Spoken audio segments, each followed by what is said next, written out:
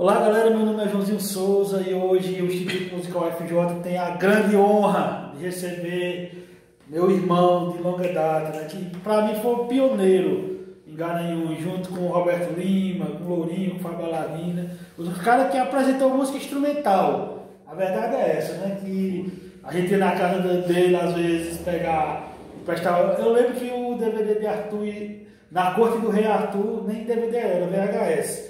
Foi Sérgio que arrumou para eu assistir. E até então ninguém tinha acesso a isso. Né? Grande Sérgio, que formou muito músico, tá tocando aí. Fala um pouquinho da sua história, Sérgio. Bicho, obrigado por você estar aqui. Bicho. João, é muito importante, velho. Você não sabe a satisfação que é. A gente estava conversando aqui um pouquinho antes de começar. E falando sobre música, sobre, né, amizade, sobre coisa boa. Enfim, eu e João a gente já se conhece há muito tempo. Né? A gente é pelo menos aí há uns 25 anos, né?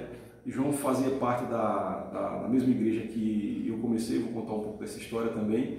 E eu me sinto muito feliz de poder estar nessa entrevista e já assisti inclusive muitas outras que têm sido feitas. Esse projeto é muito bom, é importante para trazer, né, a memória das pessoas, aqui a jornada, aquilo que você é, até onde você chegou, né, não é fácil para ninguém e ao mesmo tempo são pequenos pedaços de vitórias que vai sendo alcançadas com sacrifício, mas tudo tem um resultado. É porque eu sempre estou enfatizando isso. Muita gente só vê o resultado e não vê a trajetória. Exatamente. Aí, não, o cara tá ali por sorte. Bicho, não existe sorte.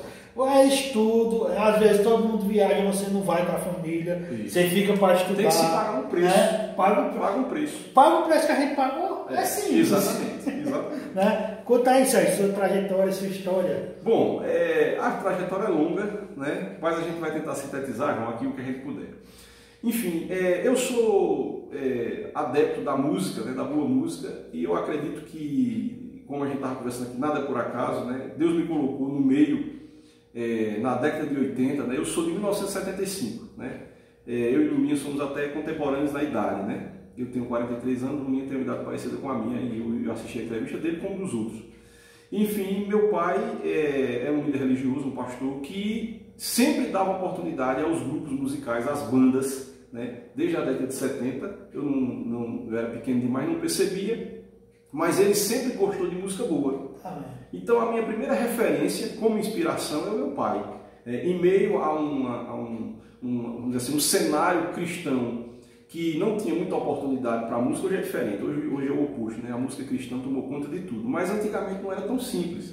Então eu comecei na música cristã, vendo e observando na igreja ou nos acampamentos, isso lá na década de 80, 82, eu com 8, 9 anos, 10 anos, eu ia para os acampamentos e eu via os grupos de pessoas que me inspiraram demais. Eu vou citar o nome aqui de algumas pessoas, né? Não vou citar de todos, mas basicamente Apolinário.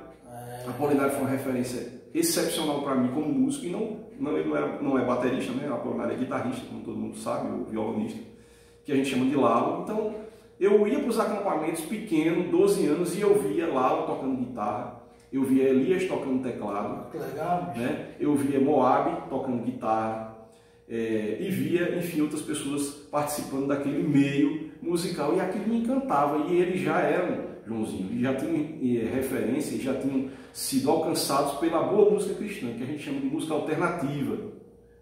Porque, na verdade, todos os movimentos de música, a música secular, que às vezes é condenada no meio cristão, na verdade ela influencia totalmente o meio cristão. Sim, não tem como você dizer que não foi influenciado pela Tropicália, quem fez parte daquilo, quem foi influenciado pelo movimento negro, da música negra, black, a música negra espiritual. Tudo isso interfere e ainda bem que isso chega no cenário cristão. Enfim, eu comecei a observar a partir de um baterista que hoje ele era baterista, depois se tornou contrabaixista, chamado Jailson. Você sabe quem é Jailson? Jailson era batera. Chama essa galera. Jailson, isso. E ele tem muita... Tenho certeza que Jailson vai dar uma entrevista maravilhosa para você.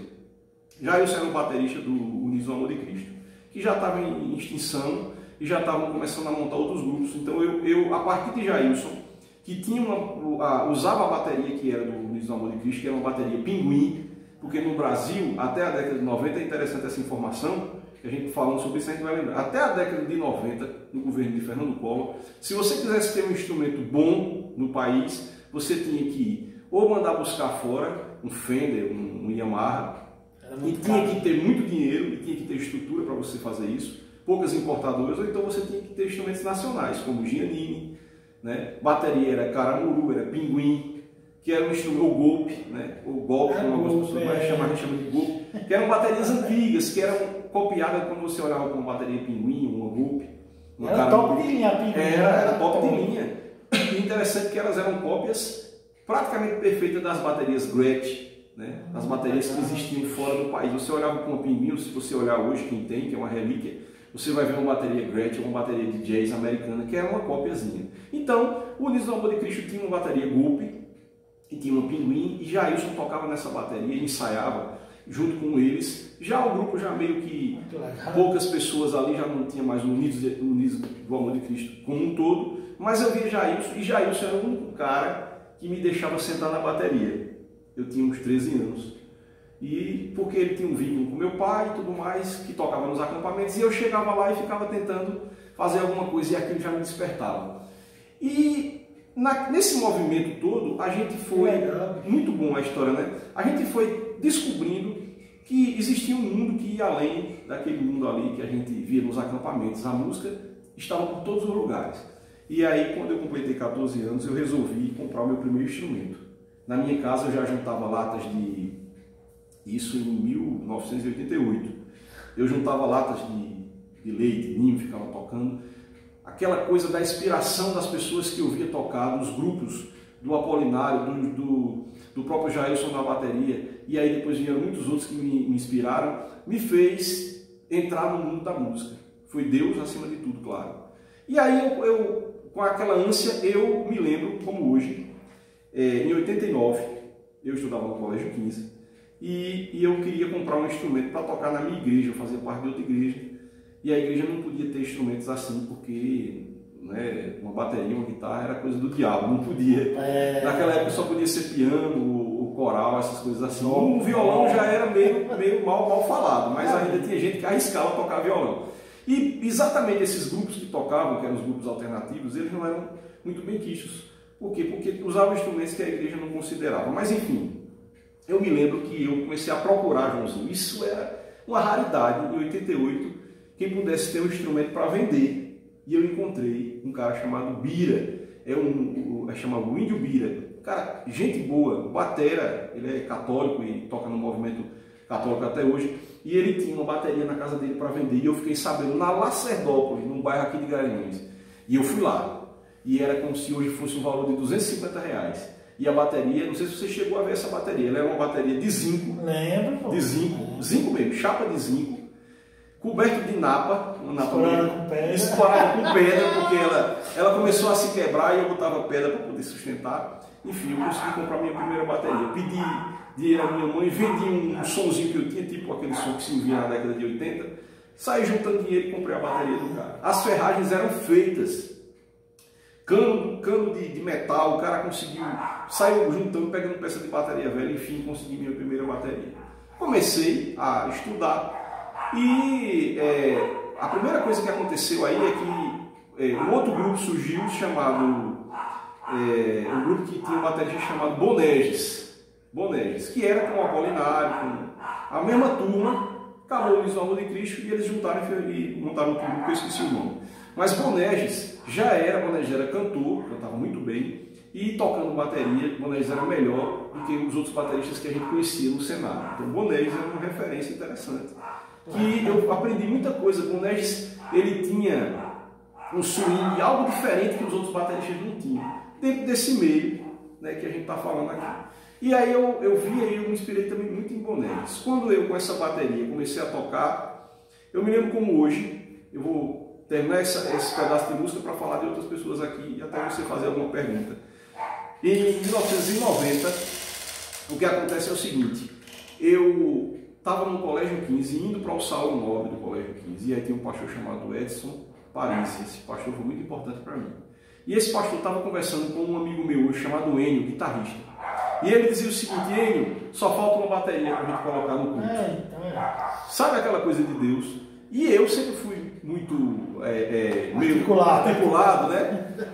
Para não dizer cara de pau. E aí eu cheguei perto do pastor e disse assim, pastor, eu tenho uma bateria. O pastor nunca tinha me visto, porque ele era recente no colégio. E ele na memória disse, você vai ser nosso baterista. Desse jeito. Pegamos a Kombi do colégio, era a dona Zilda, da diretora, fomos buscar lá na igreja. E eu comecei a minha jornada musical no Colégio 15. No Colégio 15 eu aprendi a tocar canções, ritmos, que o pastor Edson já era uma pessoa que tinha uma mente na frente, a gente tocava baião de Josué Rodrigues, de Arraiô, coisa que eu nunca imaginei na minha vida.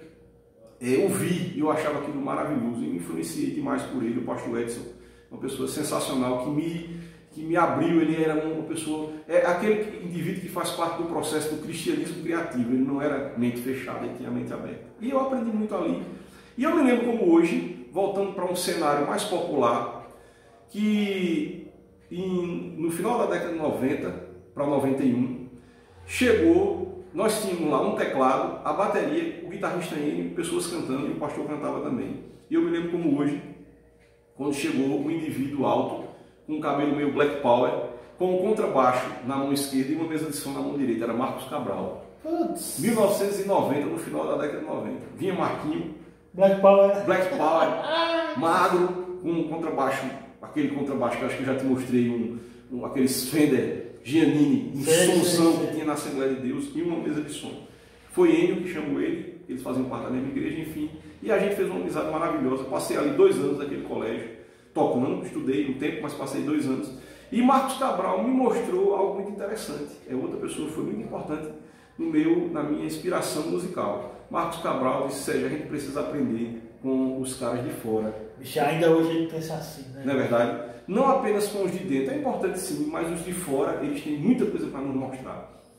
E o de fora que a gente está falando, as pessoas que estão envolvidas no meio musical mais amplo, na música como um todo. Não existe uma música, um acorde santo, né? Um acorde profano. Música é música. E a gente precisa aprender. E a partir daí foi onde eu conheci Roberto Lima, que eu andava na casa de Roberto Lima. Foi aí onde eu descobri, com o Roberto Lima, a música instrumental. Muita gente que eu ouvia naquela época, 91, 92, foi por consequência de que eu ouvi na casa de Roberto Lima, como Lirtnal, guitarrista que eu gosto demais, você sabe, como o grupo Sparijara, como outros grupos.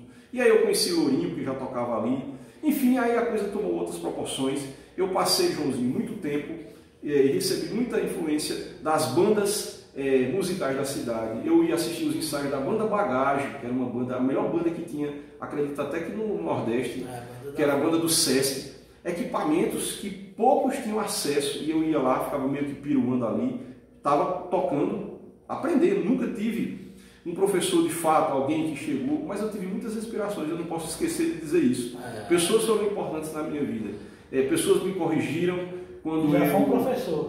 Exatamente, não deixa de ser um professor, né? Não era um professor do ponto de vista técnico, formado, coisa desse tipo, mas era alguém que inspirava você, que tirava suas dúvidas, e eu tive diversos. Então na Banda Bagagem eu estava lá meio que piruando, eu estava no impulso musical, e aí eu criei a minha estrutura, a minha mente. A primeira coisa que o indivíduo precisa ter é uma mente musical, e ele precisa ter abertura para isso, conhecer outros universos, para que você tenha uma mente musical. E daí para frente a gente criou, certamente, todos nós, e aí Joãozinho vai poder entrar nessa história, porque ele veio a partir daí. Nós criamos na década de 90, certamente, uma das melhores gerações de músicos dessa cidade, considerando os que vieram antes, claro, e os que vieram depois. Mas a década de 90 foi uma década excepcional. Divisor de águas. Divisor de águas, por diversos motivos. Porque, primeiro, nós tivemos acesso a instrumentos que outros não tiveram, e não foi culpa deles, mas é porque em 1991, Fernando Collor de Mello, ele abriu o mercado de importação, que o Brasil não importava certas coisas. Então, começou a vir instrumentos de uma pequena ilha chinesa chamada Taiwan, que fica na América do Norte. E aí entra também a história de João, foi quando a gente começou a trabalhar mais próximo, porque eu toquei muito tempo na Igreja Fundamentalista. Meu irmão, né? Com o Joãozinho, Joãozinho, sim, Samuel, com Marcos Aurélio, que foi uma pessoa muito importante para nós, Marisa, e tantas pessoas foram importantes. Então, tudo isso aí vai construindo a personalidade que a gente é musicalmente, né? E eu sou muito grato a todas essas pessoas. E aí eu tive muitos amigos, como o Álcio, que esteve comigo muito tempo, enfim, muita gente. E aí, na década de 90, quando abriu esse mercado de importação, vieram instrumentos musicais que a gente não tinha acesso e agora a gente passou a ter. Lembra, João? Era instrumentos como bateria Maxtone, tudo fabricado nessa ilhazinha e que tinha um custo-benefício. Joãozinho tocou em muitos instrumentos que vieram e aí começou a Pastor Almir, né? Trazer. Pastor Almir e tudo. Então, essa é a primeira parte de uma história longa, claro, né, que é a parte em que a gente é descoberto. E outra coisa, meus amigos, Deus coloca a música para nos encontrar. É a música que nos escolhe, não é a gente que escolhe ela. Né? Isso não significa que você não possa ser um ente musical, que você não possa estar envolvido, mas tem coisas que você precisa que a música lhe escolha para que você possa fazer. Então, eu entendo que isso é divino. Então essa é a primeira parte, não sei se você quer fazer uma outra pergunta. Não, é porque tá massa, porque a história é boa, porque a gratidão é tudo, né, bicho? Né? Você agradeceu a todo mundo que influenciou, isso é importante demais. Porque, João, assim, a gente poder falar daquilo que a gente aprendeu tecnicamente, tudo isso é importante, claro. A gente, se eu for falar das horas que eu passei estudando, que eu me dediquei, né, não foram tantas horas quanto outros músicos que são muito superiores tecnicamente. Mas assim, eu também tive o meu momento de estudo, de me dedicar. A gente não gosta de falar da gente mesmo, mas eu acredito que quase todas as baterias que você imaginar eu já tive. A melhor bateria daqui foram tuas, né? Eu tive Yamaha. Todo Yamaha, eu tive. Eu lembro de uma ficha. Eu tive uma ficha. A primeira ficha. Eu acredito que foi a primeira ficha do Nordeste, eu acredito, porque eu comprava as revistas de bateria. Eu acho que eu tive muita informação porque eu recebi também. E eu sempre fui uma pessoa eu nunca tive nada para mim, sabe, João? E você sabe disso. A maioria dos CDs, dos DVDs, as coisas que eu tinha, eu passava para os amigos, né? E isso, para mim, era um motivo de eu quero que as pessoas tenham essa informação porque a gente não tem nada nosso. Enfim, eu tive acesso a muita coisa, comprei muitos instrumentos, tive bateria com curral, com pedal duplo. Não tinha nada disso. Eu, de um certo modo, foi precursor de muita Exatamente, coisa que não existia. E a gente teve tudo isso aí. E eu também tive influência de todos os lados que você possa imaginar. De baterista como o Paulo Henrique, que chama Paulo Pezão, que era um baterista de heavy metal, que eu era muito amigo dele, ele morava perto da minha casa. Eu tive influência dele como um baterista de música cristã, como eu falei aqui, como os bateristas das bandas baile, que me ensinaram demais, né? Como o Lulu Batera, que era um grande batera que tinha aqui, que a gente via. Enfim, o universo musical é muito amplo. Na década de 90, quando a gente pegou tudo isso aí pronto, a gente ainda por cima, além de ter os instrumentos, a gente tinha toda a estrutura e a gente abriu, inaugurou uma era de poder tocar muitas coisas que não se podia dentro do universo da igreja. A gente tocava, tinha bandas extraordinárias, como a Oficina G3, que a gente podia contemplar e até tocar o que eles tocavam. E é isso aí. Kadosh, né? Tinha Novo Som, né? Bandas espetaculares como as bandas populares. Hoje eu trabalho profissionalmente na música, há mais ou menos, fazem 30 anos que eu toco, mas faz uns 15 a 20 anos que eu trabalho com música. Né? Hoje, atualmente, eu sou o baterista da Orquestra Municipal da cidade e toco com outros maestros como Otávio Matias, enfim, tem todo um movimento musical. Chamou, tá tocando. Chamou, dou aula, aquilo que dá para mim ir que eu vou poder somar onde eu estiver, então eu estou lá porque afinal de contas a gente precisa ter o nosso sustento, independente de religião ou o que for, né? Profissão é profissão. E aí a gente entende que com o passar do tempo a gente vai amadurecendo, evoluindo, a gente já não vai mais querendo aquelas baterias muito grandes, não tenho nada contra se tivesse de ter, mas a gente vai criando outras observações, a gente vai gostando mais de um clima musical, muitas vezes do que de uma coisa muito virtuosa. Não sou contra nada disso, mas tudo isso leva a gente a um amadurecimento e faz a gente criar e acima de tudo, o objetivo de tudo isso que eu quero dizer aqui para João, que daqui a pouco a gente termina a entrevista, é o seguinte, é que o mais importante é fazer amigos. Exatamente. O mais importante é você ter amigos. Uma vez eu conversando com o bichinho, ele disse, às vezes, tem um cara que é fantástico, mas o cara não tem tanto trabalho. E tem um cara assim, toca bem menos, mas toca com todo mundo. Exatamente. Porque faz o trabalho, chega na hora, cultiva a amizade, que é importante. É além da música. Né? É um conjunto de fatores que vão além da música. Primeiro você tem que, claro, se garantir no que faz, isso é lógico. E a própria história do indivíduo, o que ele passou, a estrutura musical que ele criou, isso é mais ou menos como alguém que tem uma caixa de ferramentas. Eu sempre utilizo esse exemplo, né? Não sei se veio da minha cabeça ou se eu ouvi de alguém. Mas você tem uma caixa de ferramentas e você chama um encanador para fazer um serviço na sua casa. Esse encanador ele tem que estar pronto para trocar uma simples resistência de um chuveiro, como se for preciso ele quebrar a sua parede, mexer com estruturas de cano até de ferro, utilizar ferramentas mais complexas e mais simples.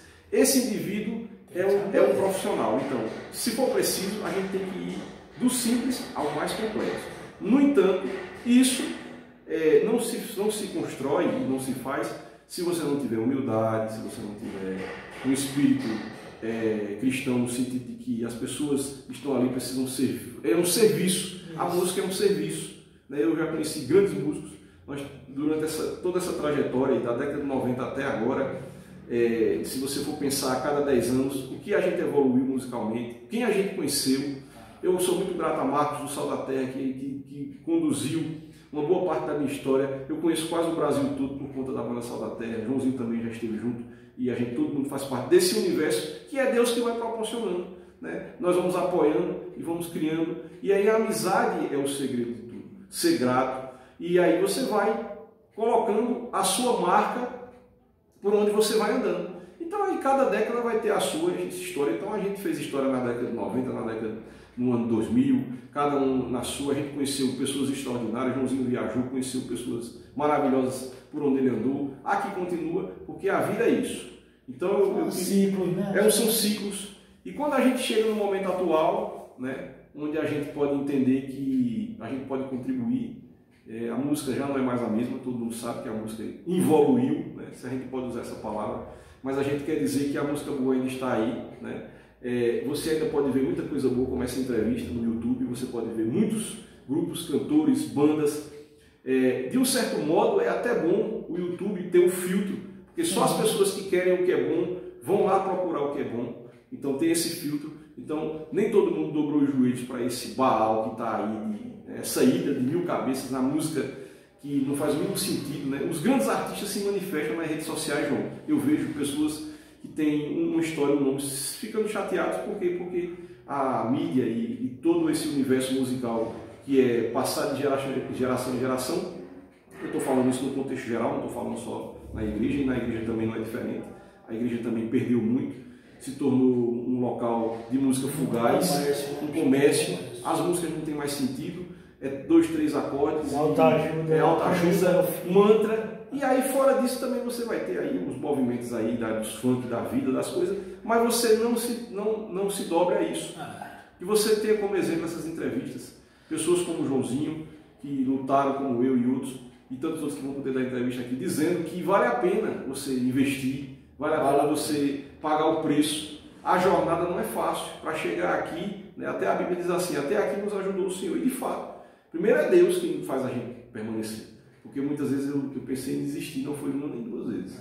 Eu tive momentos que eu não vou contar o nome do santo, como diz a história, que eu estava aprendendo e eu fui tocar numa determinada local, igreja, e eu estava aprendendo, e eu sentei na bateria, eu sempre fui meio cara de pau, e fui tentar fazer um ritmo, e alguém bateu na porta. E aí todo mundo olhou para mim, como quem diz, vai abrir a porta?